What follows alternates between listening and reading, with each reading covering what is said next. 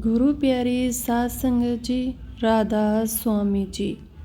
प्यारी सात संगत जी, संत महात्मा पूर्ण सतगुरु हम जीवों पर किस तरह अपनी रहमत का हाथ सिर पर रखते हैं, हम जैसे साधारण मनुष्य इसका अंदाज़ा भी नहीं लगा सकते। उनके लिए हम चाहे किसी भी जाति के क्यों ना हों, उनके दिल में जरा भी ये ख्याल नहीं आता कि हम कौन सी जाति या कौन से मुल्क से आए हैं। वह तो सिर्फ हमारी आत्मा को देखते हैं, क्योंकि जो परमात्मा का अंश है।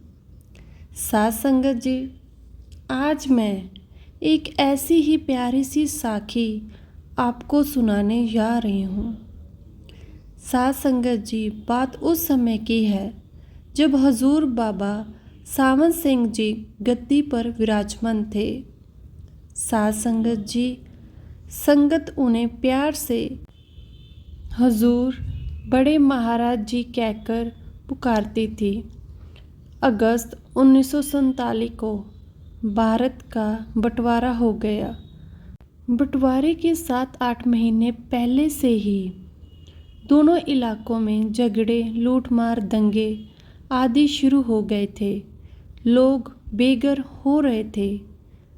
माल असबाब आदि छोड़कर जान बचाने की फिक्र में हिंदू हिंदुस्तान की ओर तथा मुसलमान पाकिस्तान की ओर भाग रहे थे। पाकिस्तान के इलाके में सत्संगियों की बहुत बड़ी संख्या थी। ऐसा कोई बड़ा शहर ना था जहाँ सत्संगी ना हो। हजूर ने 1.5 साल पहले ही आने वाले वक्त की ओर इशारा कर दिया था। कभी कभी आप फरमाते थे कि ज़बरदस्त आंधी आने वाली है, लेकिन बाबा जी अपने सत्संगियों की रक्षा करेंगे। कभी कभी आप ये भी फरमाते थे कि मुझे हिंदू, मुसलमान, सिख, ईसाई, पारसी सभी धर्मों से प्यार है। सब मेरे अपने हैं। जो लोग इंसान को कत्ल करते हैं, जहाँ घरों को आग लगाते हैं, बच्चों और औरतों को मारते हैं, वह चाहे हिंदू हो, या मुसलमान हो, या सिख हो, वह कभी बख्शे नहीं जाएंगे, सीधे नरक में जाएंगे। और ना हिंदू ख़त्म होंगे, ना मुसलमान। हिंदू भी इसी मुल्क में रह जाएंगे, मुसलमान भी यहीं रहेंगे। आखिरकार लड़ भिड़ कर चुप हो जाएंगे। तो क्यों पहले नहीं समझते। सात संगत जी, ऐसी ही साखी एक बीबी की है, जिसने हजूर की दया मेहर की साखी चिट्ठी लिखकर अपनी पूरी दास्तान सुनाई कि उसकी कैसे रक्षा की। सात संगत जी, वह बीबी बहुत भजन सिमरन करने वाली थी।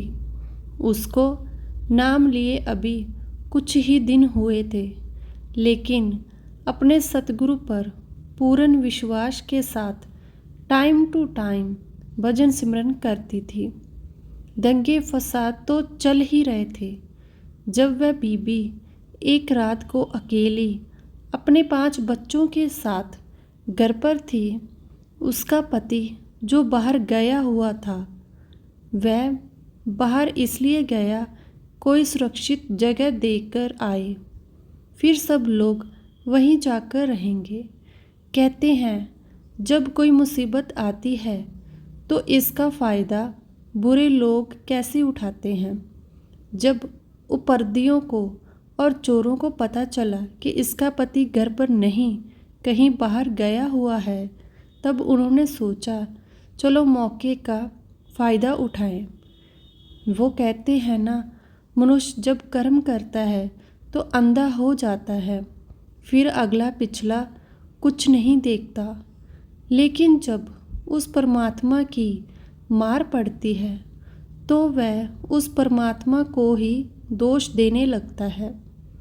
सात संगत जी, जब बीबी ने देखा कि बाहर उपद्रवी और चोर हैं, तो वह बहुत घबरा गई। और अपने सतगुरु को याद करके रोने लगी, क्योंकि जब भी कोई मुसीबत या हमारा कोई साथ देने वाला नहीं होता तो अक्सर हमारे हाथ अपने आप उस परमात्मा की ओर उठ जाते हैं। ऐसे ही इस बीबी ने जब देखा कि चोर और लुटेरे बाहर खड़े हैं और उसके घर को भी आग लगा दी है, तो वह बहुत घबरा गई और अपनी छत पर अपने 5 बच्चों को लेकर चढ़ गई और अपने बच्चों से बोली कि तुम सब लोग शांति से बैठ जाओ और उस परमात्मा को याद करो।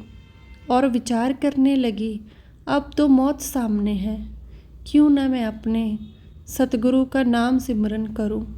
और वह ध्यान करने के लिए बैठ गई। सतगुरु भी उस पर आई मुसीबत से अनजान नहीं थे और उसको अंतर में दर्शन दिए और कहा कि बीबी, तुम पिछली सीढ़ी से नीचे उतर जाओ।